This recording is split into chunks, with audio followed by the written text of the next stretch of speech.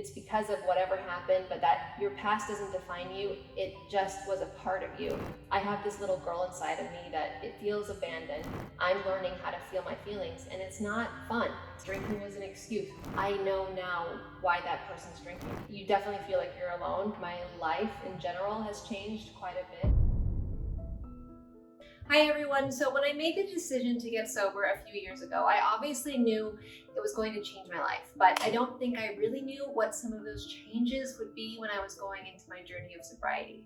So much of my life looks different now, and it really goes way beyond the fact that I no longer drink alcohol. So today, I'm here to share how my life has changed since getting sober.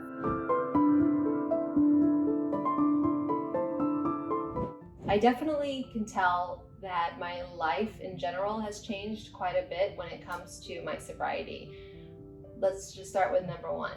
So the thoughts in my head have gotten louder. And since I've been doing a lot of work as far as self-help goes and mental health, I've listened to a lot of, yogis, gurus, life coaches, you name it. And I have just learned that you're not your thoughts, right? So knowing that I'm not my thoughts definitely helps me deal with my thoughts a lot better.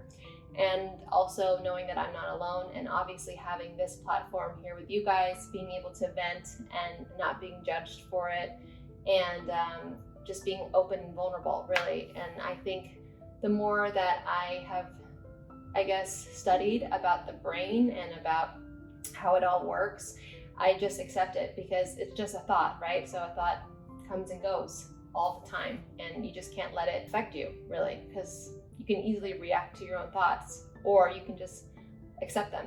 And I've learned to accept them, but it's not easy. Another thing that really changed, I have to say, since I've been sober, are my group of friends. I've definitely lost a few friends, not because of anything other than the fact that I have nothing in common with them anymore.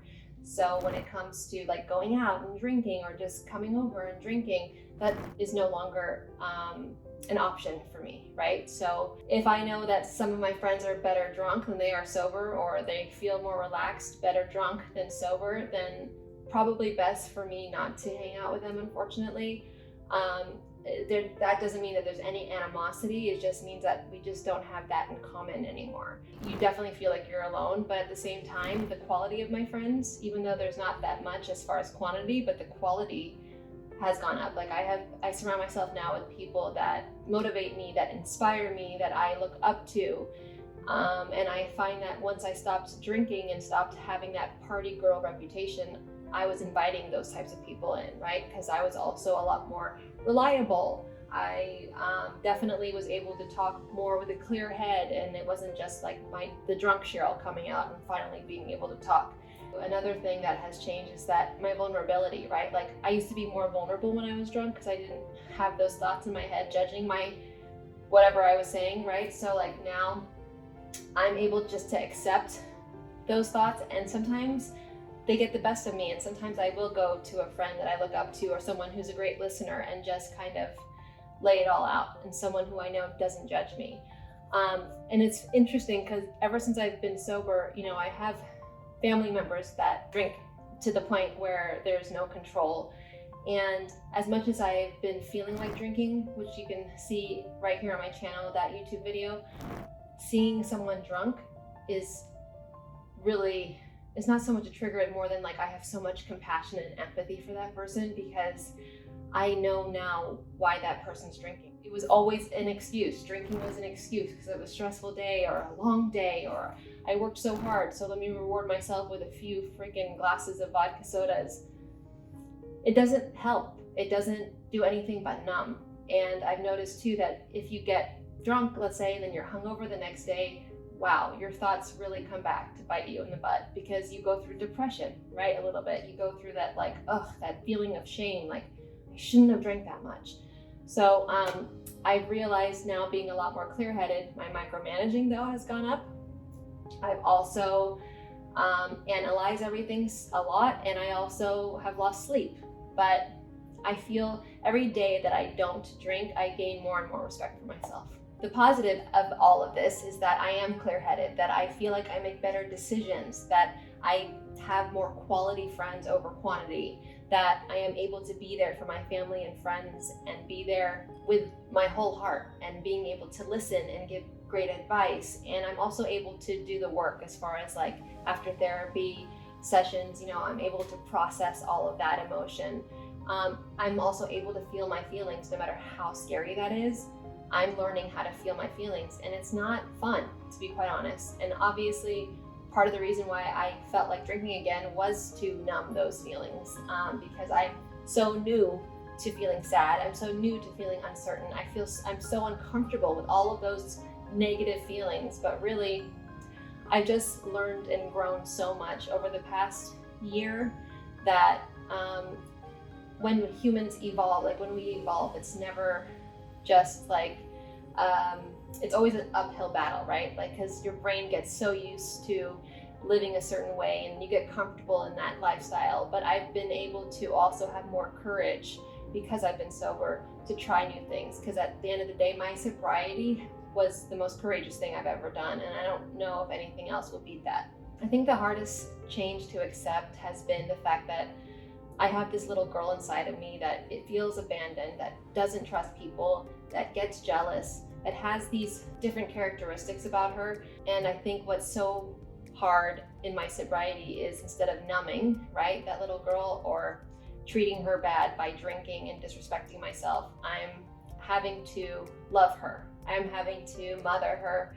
And whenever I feel those types of emotions that maybe an 8-year-old would feel or like a teenager would feel, I have to like tell that little girl that, everything is going to be okay, that there's no need for that, that it's because of whatever happened, but that your past doesn't define you. It just was a part of you, And so like, because I have more time on my hands of feeling not hungover and just wanting to sleep through it all, I've then use this time as well just to like hear people say that and like research people like Brene Brown, Tony Robbins, like all these people have definitely helped me live a sober life.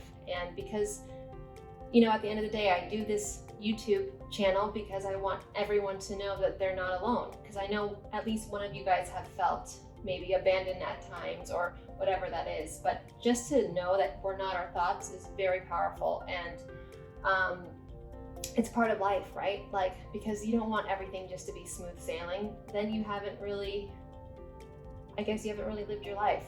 Life is part of going up and down, and you have to learn to accept that and deal with it, because only you can fill that void in. I'm on this journey and I will forever be on this journey. So this journey of wanting to be the best version of myself that I can be, that doesn't mean that doesn't come with dark moments. That doesn't mean that I feel weak at times. That doesn't mean that I may disrespect myself doing other things, losing sleep, staying up, worrying. Like, at the end of the day, it is what it is, but to know that that is just a feeling that will pass as soon as you feel it right away is comforting, right? There's always light at the end of the tunnel. You just have to be willing to feel those uncomfortable feelings. So I guess my day-to-day has also changed quite a bit.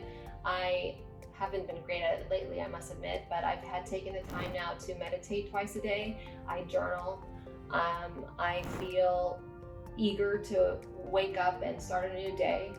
I definitely have a lot more time for like self-help and listening to podcasts that inspire me, that watch YouTube videos that inspire me.